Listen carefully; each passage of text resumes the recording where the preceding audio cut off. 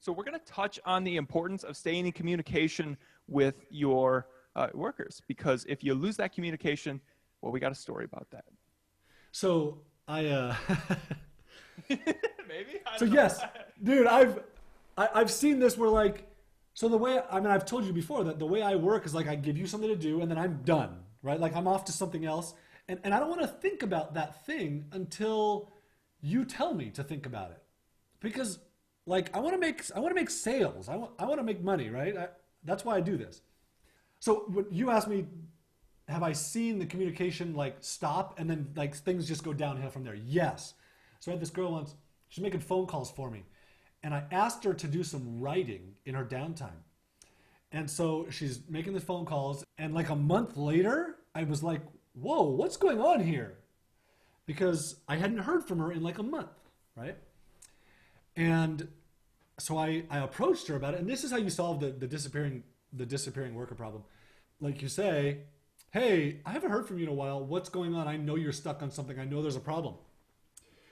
And her response was, yeah, I hate doing this thing that you asked me to do. I hate writing. I just despise it. And I don't want to do it. And now I'm letting you down. And so I'm not making phone calls either. Right? So like everything fell apart when the communication fell apart. So you talked to her and then readdressed things, and you found out that she didn't like doing some stuff. And then what happened? So I kind of worked through like, okay, here's a different process for this thing, right? And I let it go, and then I'm back on something else. And this time 3 months went by, and this is when I contacted her again and said like, hey, what's going on? Like you can't do this to me. You can't disappear like this. And this is when I realized like, oh dude, I can't have her doing anything like this. She's so dang good at making phone calls, but if I ask her to do this other thing, then like we're done. Like she's not doing anything at that point because she hates it and she's so worried about letting me down that she stops working completely. And that was like the once the communication stopped, it was over.